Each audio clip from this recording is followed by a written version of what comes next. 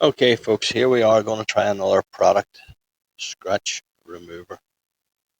Like, that's the name of it, and it's for removing scratches apparently. So, what we have done, we've got our drill with a wire brush in it, and we have created our own little patch here of scrapes.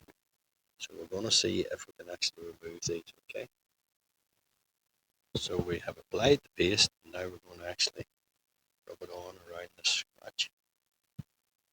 Let's see, will it help? So, bear with us and we'll give it a bit of a rub here and we'll come back shortly.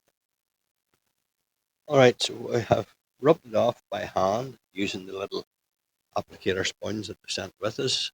So we've done that there, and then I just dusted it off with a piece of cloth, and as you can see, the scrape has gone. To my surprise, I didn't think this would work, but yes, gotta give that a thumbs up. Okay, thanks for watching.